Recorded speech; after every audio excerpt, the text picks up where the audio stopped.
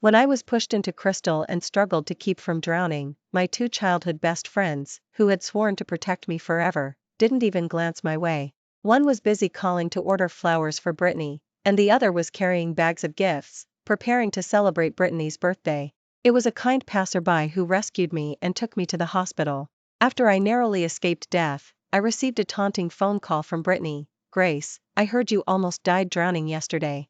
I'm so sorry, Liam and Aiden didn't mean to leave you. They were just too busy helping me celebrate my birthday and couldn't possibly attend to you." Over the phone, I also heard the disdainful voices of my two childhood best friends. "She's just being overly dramatic. She only soaked in Crystal for a little while, what could possibly happen? I think she's deliberately trying to get our attention. Brittany, just ignore her, she won't die." Hearing this, I calmly hung up the phone. Then I turned to Grandpa and said, "I'm willing to accept Marcus's proposal. Before we continue, please subscribe to this channel and tell us where you're listening from in the comments."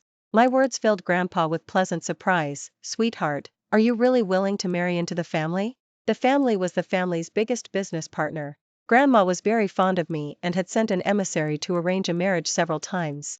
Now I was finally nodding in agreement. Grandpa's face immediately lit up with joy. "Good, our Ashton family granddaughter will have a splendid wedding." Grandpa made grand arrangements. A luxury car, stocks, mutual funds. All available assets would be part of my dowry. Amidst the general jubilation, Grandma, ever so thoughtful, looked worried. "Do and Aiden know about your plans to marry Marcus?"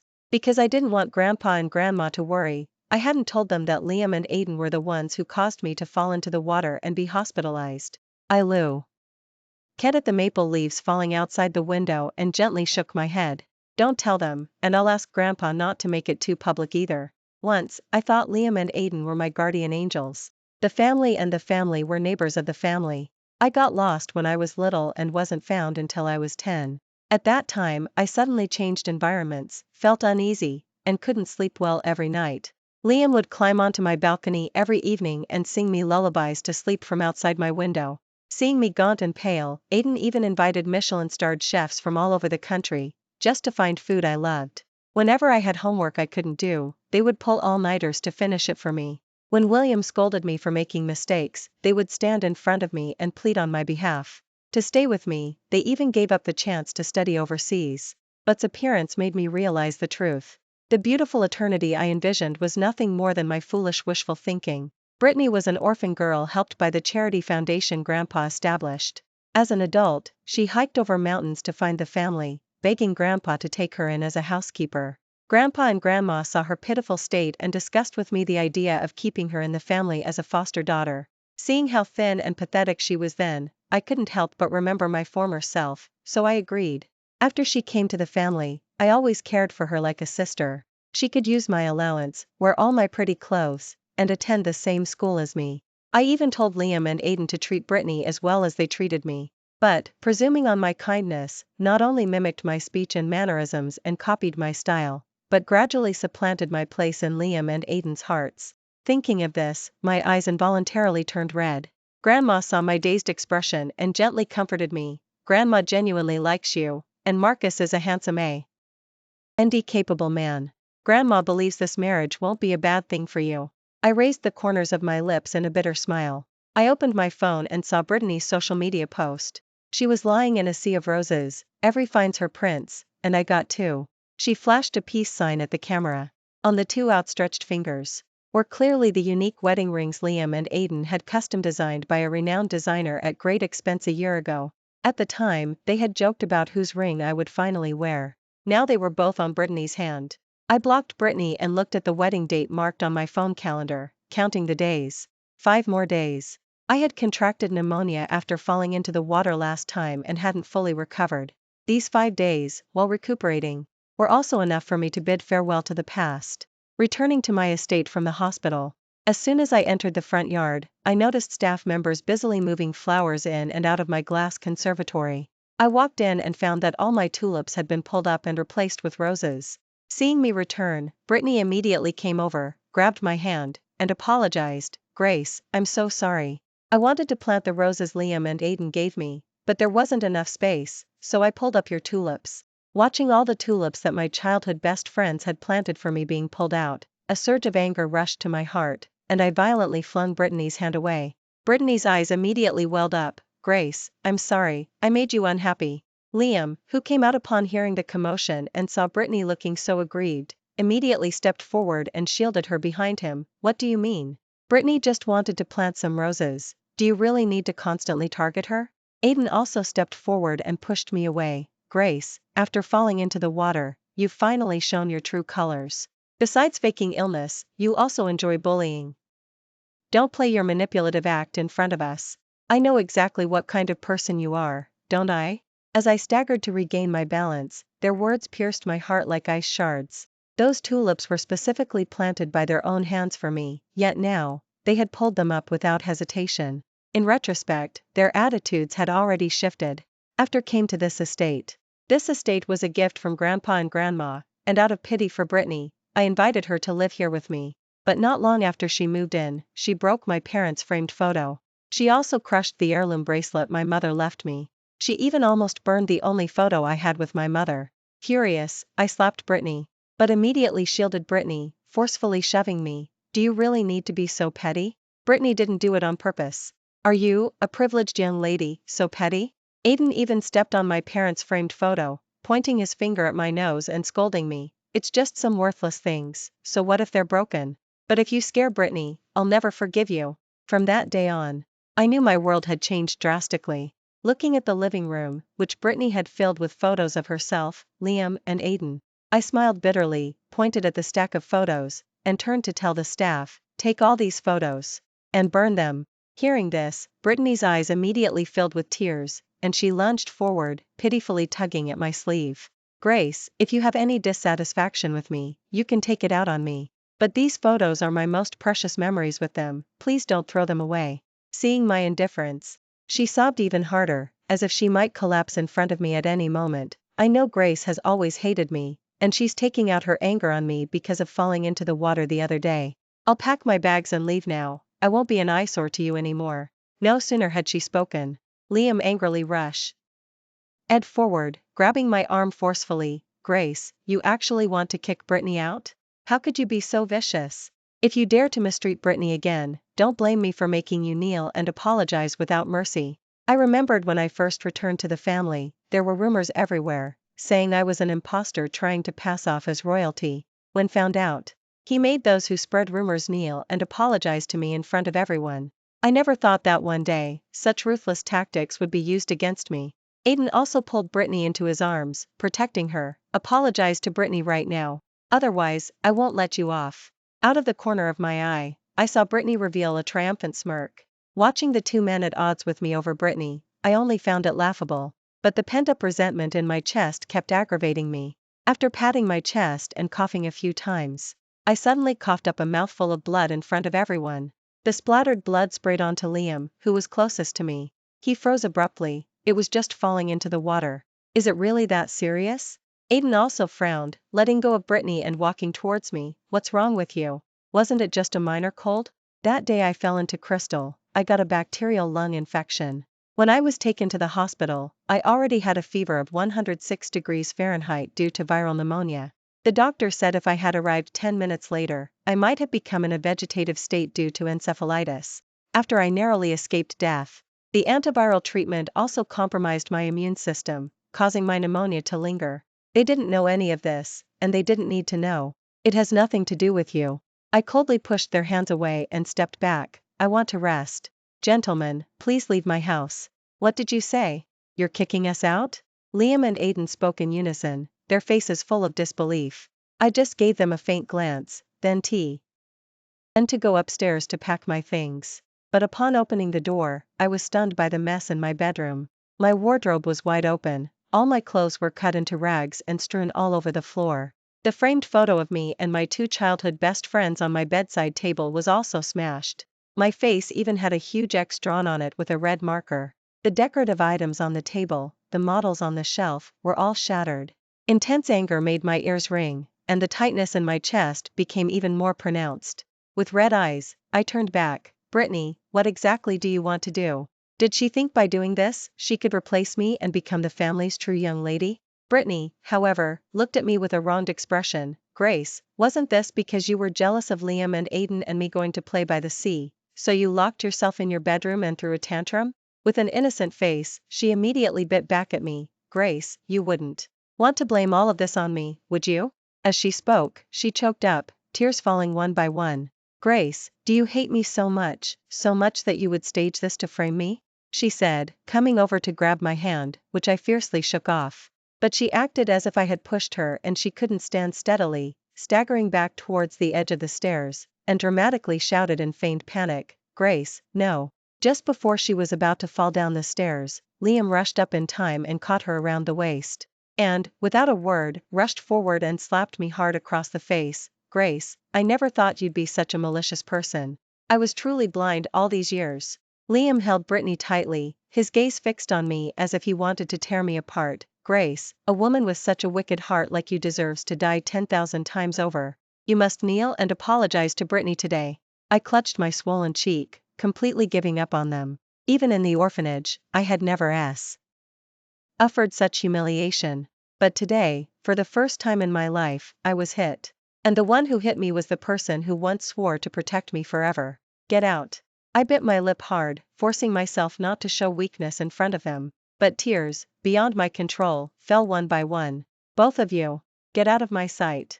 After saying that, I couldn't help but cough again. Feeling a warm liquid on my hand, I realized I had unconsciously coughed up fresh blood again. As I was feeling dizzy and about to faint, I seemed to see two men looking anxious, both reaching out their hands to me. I vaguely collapsed to the ground. It was the staff who heard the commotion and rushed forward to help me up. Through my blurry vision, Aiden knelt beside me. Grace, are you addicted to faking it now? He patted my face with his hand. But I truly had no strength, only managing to clutch the clothes at my chest, gasping in pain. The staff was on the verge of tears. Aiden, please call an ambulance. Miss just returned from the hospital, her body is still very weak. Aiden hesitated, wondering whether to call an ambulance, when Brittany suddenly burst into tears. Aiden, Liam, if you hadn't caught me just now, the consequences would have been unthinkable. My heart is pounding so fast right now, I'm so scared. Liam immediately took his gaze off me. Brittany, are you hurt anywhere? Aiden glanced at me hesitantly, but ultimately ran back to Brittany's side. We should take Brittany to the hospital for a thorough checkup first. The two men carried Brittany and left without looking back. The staff, helpless, called 911 herself. When I woke up again, I was back in the hospital bed. My attending doctor, seeing me back in the hospital so soon after discharge, chastised me with deep regret. Didn't I tell you to do nothing but sleep and recuperate? Why do you have a high fever again? I gave a bitter smile. I couldn't exactly say it was because those three had made me angry. Lying in the hospital bed, I felt only helplessness. I had planned to make a final farewell, but it seemed I would have to spend the time leading up to my wedding in the hospital. On the day I was scheduled to be discharged, Mrs. Sarah and Mrs. Emily pushed open the door, holding flowers. Seeing my pale and weak appearance, the two aunts, who had always doted on me, also had red eyes. My dear girl, I never imagined you'd suffered so much recently. Mrs. Sarah stroked my hair and took out a wedding invitation. Grace, this was secretly sent to me by your grandpa. Are you really going to marry Marcus, the family's heir? I nodded. Aunts, I was going to tell you personally. Mrs. Emily's tears fell instantly. The formidable businesswoman, who dominated the corporate world, cried like a baby in front of me. Those punks, Liam and Aiden, were blind. They actually cherished that Brittany and mistreated you like this. Mrs. Sarah patted Mrs. Emily's shoulder, sighed heavily, then pulled out a bank card and slipped it into my hand. I won't be attending the wedding. There's $1 million in here, and the pin is your birthday. Consider it a dowry from your aunt. Mrs. Emily also quickly wiped her tears and handed me a card. I've also prepared something for you, dear. For so many years, both aunts had always shown me so much love. Feeling their genuine affection, I couldn't help but shed tears. Mrs. Sarah and Mrs. Emily quickly comforted me.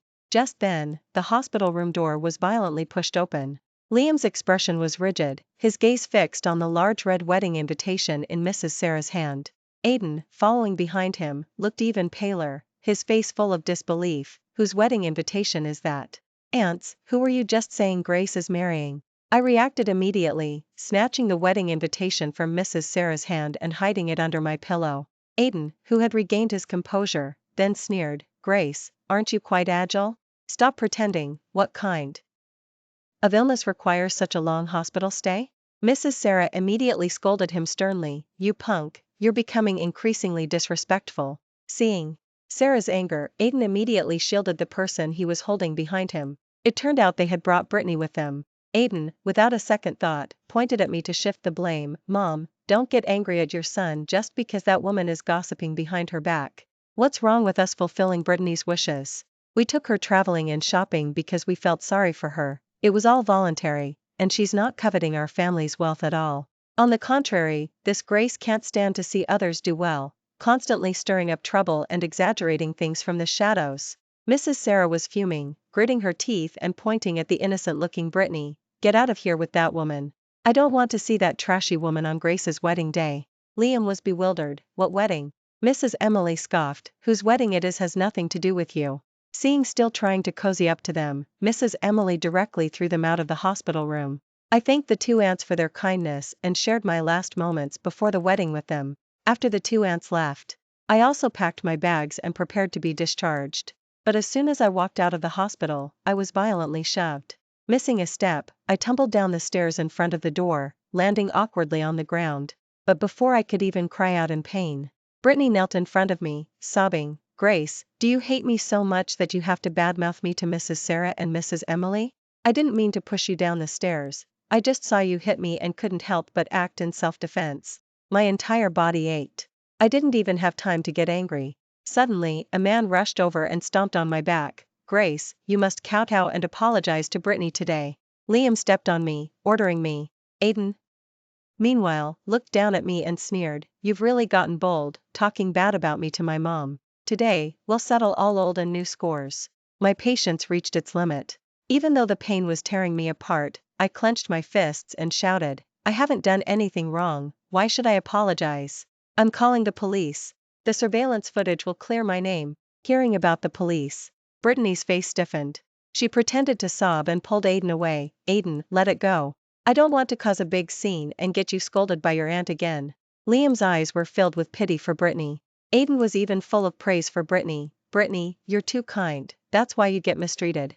He took Liam and Brittany into the car, and before leaving, he spat at me contemptuously. We won't give you another chance to harm Brittany. From now on, we don't need to have any contact. Hearing them say those words themselves, my heart, instead, settled down. Since this is what you want too, then from this moment on, let our past friendship fade away with the wind. Between you and me, we will cut all ties. After a hasty treatment of my wounds at the hospital, that night, I flew overseas with Grandpa and Grandma. A week later, news of Marcus, the family's heir, having a sudden, secret wedding spread like wildfire. Liam and Aiden had been trying to contact me during this period. Aiden called every day. If I rejected his call, he would always send a string of questions. Why are they all saying Marcus, the family's heir, married you? Where are you? Liam also sent messages daily. Don't think you can trick us with some fake news. Because you're still young, if you come back quickly, I won't hold it against you. I deleted all their contact information. And then posted my marriage certificate on my social media post. Grandma, meanwhile, was massaging the bruises on my back, both heartbroken and tender. Who made you get all these injuries before your wedding? Why won't you tell us? I smiled, feeling a sense of release. Grandma, those grievances don't matter anymore. I don't want irrelevant people to ruin the most important wedding of my life. Since I had already registered my marriage, I was determined to forget all the past disputes. Just then, Grandma the family visited. I quickly put on my clothes and got up. But Catherine, seeing my nervous and shy demeanor, laughed joyfully. You're still as innocent and lovely as I remember. You truly are the granddaughter-in-law I picked at first sight. She sat beside my grandma. While reminiscing about old times with her old best friend, she recounted the first time she saw me. She even specifically mentioned that, back then, Marcus, the family's heir, was hiding behind her. After returning home, Marcus told her multiple times, that little Grace is so cute. Seeing the shy blush on her grandson's cheeks, Grandma then decided to finalize the marriage.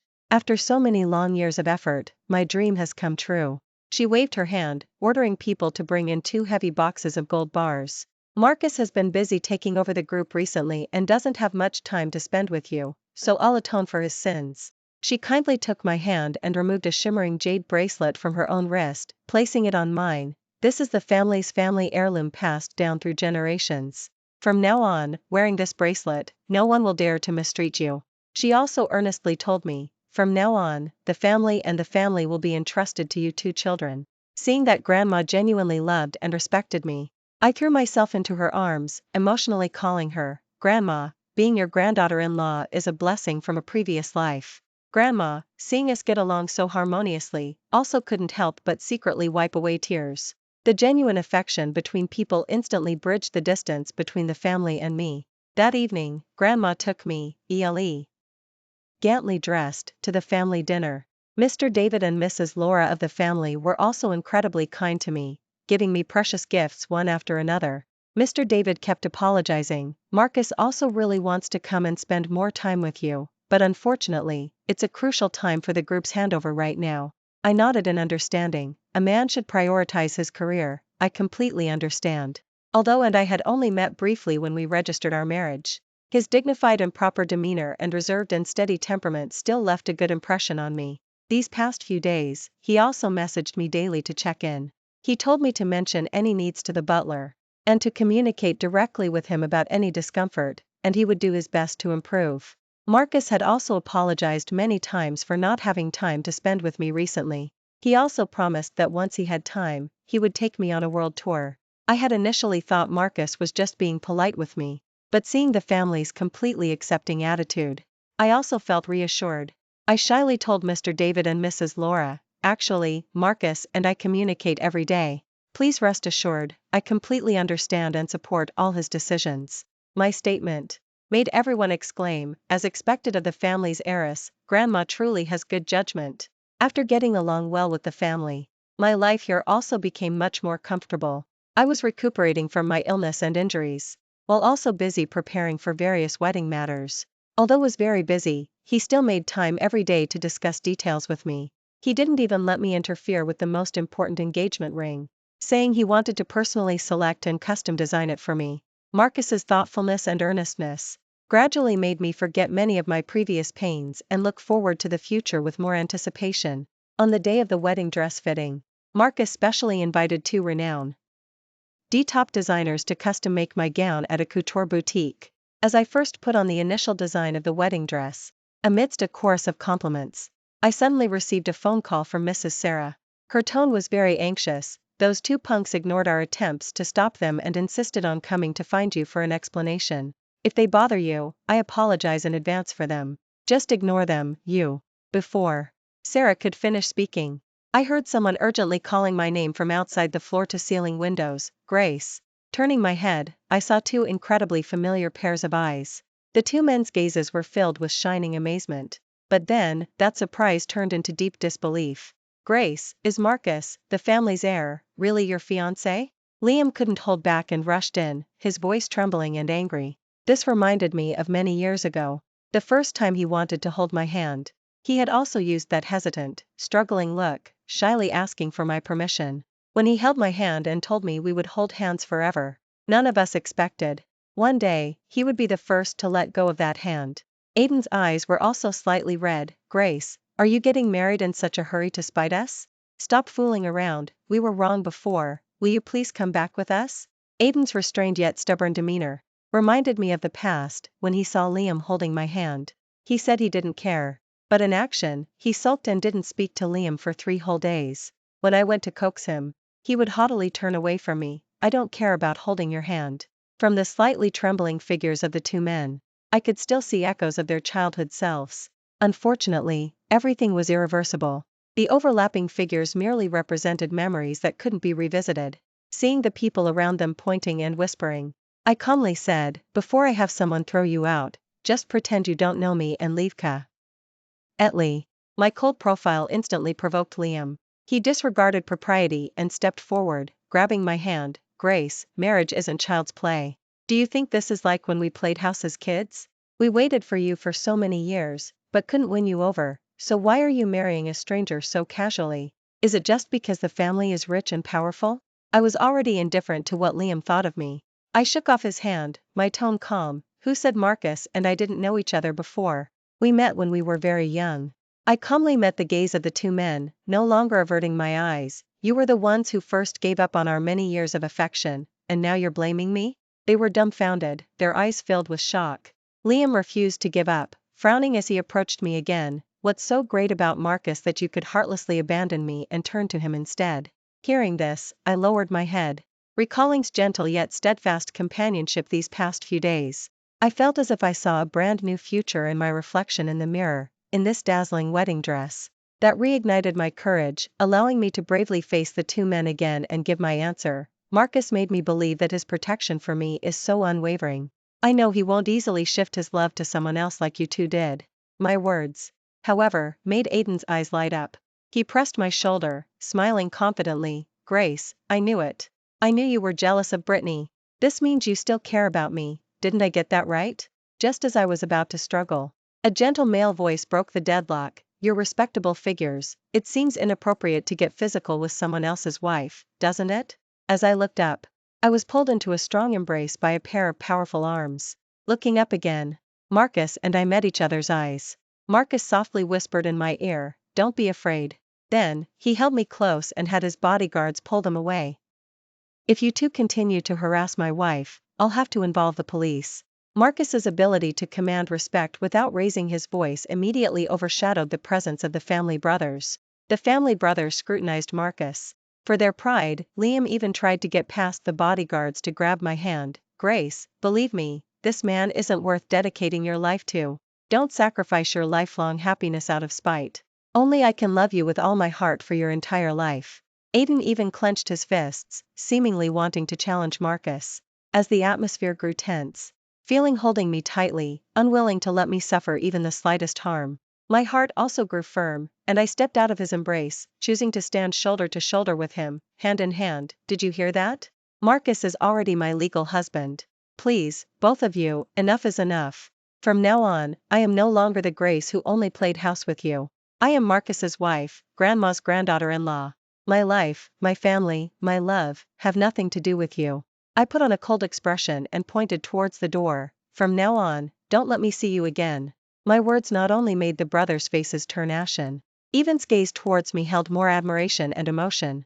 Just as I wanted to apologize to Marcus, he unexpectedly knelt before me on one knee and pulled out a dazzling diamond ring. "I owe you a proper proposal. Grace, will you marry me, be my wife, and let me protect you for all eternity?" In my teenage dreams, someone also knelt before me like this. Back then, I thought it would be Liam or Aiden, but now that my dream had come true, it was Marcus kneeling before me. The emotion and surprise in my heart were 1,000 times stronger than in my dreams. Seeing me gasp, covering my mouth, my eyes welling up with tears, Marcus smiled gently, then, imperiously pulled my hand to put the ring on me. "I won't give you the right to refuse." Just as the engaging NT ring was about to be slipped onto my ring finger, Liam furiously rushed towards me. "Don't put it on. You can't put it on. Grace, how can you sacrifice your lifelong happiness just to climb the social ladder with the family?" Aiden, usually calm and composed, also glared angrily at Marcus, uttering a harsh threat. "Marcus, I won't let you have your way." Marcus gave an order, and those unwelcome people were all escorted out. I had wanted to apologize to Marcus for the unpleasant experience he just endured, but, as if he had mind-reading abilities, gently embraced me. "Don't apologize. I already knew your story with them. So when you decided to marry me, I was humbled, unable to believe my dream would come true." He gently stroked my back, saying the most beautiful sweet words in the world. "Today, I'm sure you steadfastly gave them up and chose me. I can't express how honored, how proud I am. Grace, I will definitely prove to you with my actions that marrying me is the best decision you've ever made." Feeling strong heartbeat, I believed everything he said was true. After this day, the family provided me with several bodyguards to prevent any harassment. Marcus also made time every day to spend with me and help me plan the wedding. Liam and Aiden only appeared once or twice during this period. Each time, they would gaze at me from afar, then leave with sadness etched on their faces. I thought I could finally say goodbye to the past. But to my surprise, the night before the wedding, Liam and Aiden, along with Brittany, appeared at the entrance of the family estate. "Grace, we misjudged. Please give us another chance." I didn't intend to acknowledge them, but when I saw Brittany kneeling at the entrance, bowing deeply and repeatedly, over and over again, I still opened the door, protected by my bodyguards. The moment she saw me, Brittany cried out and lunged forward. "Grace, I was wrong. I shouldn't have framed you out of jealousy, and I definitely shouldn't have secretly used your belongings and impersonated you outside. It was only then, amidst my shock, that I learned the truth. Apparently, Mrs. Sarah and Mrs. Emily were furious that their sons had driven me away. So, they both hired someone to thoroughly investigate Brittany. Only after reviewing all the past surveillance footage did they realize that not only had Brittany been secretly stealing my valuables to sell, but after getting close to Liam and Aiden, she also used her visits to their families' homes as opportunities to steal their expensive belongings for money. Furthermore, she used the luxury goods obtained through theft to spread rumors outside, claiming she was the real heiress, and I was the fake heiress. The two aunts confronted Liam and Aiden with the truth, and also informed Grandpa and Grandma. Grandpa and Grandma immediately disowned her.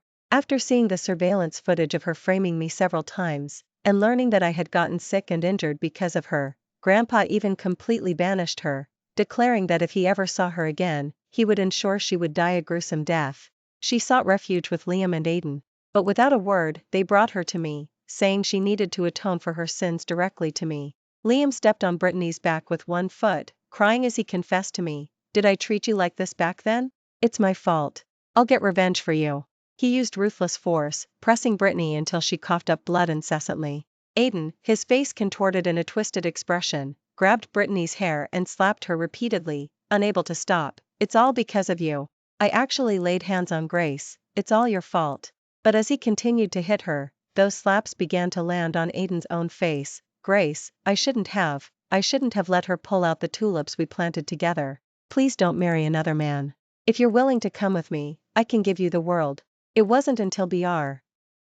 Idani coughed up blood from the beating and fainted that Liam finally knelt down, burying his face in his hands and sobbing, "Grace, if you'll just give me one more chance, I'll do anything for you." Yet, watching their profound affection, my heart remained untouched. I even turned to Marcus and complained, "Husband, they're so noisy." Whether it was Liam's haggard and sorrowful face or Aiden's swollen face from the beating, to me, it was nothing more than an absurd joke. Marcus slowly walked to my side, embracing me and declaring his absolute claim, "I should thank you.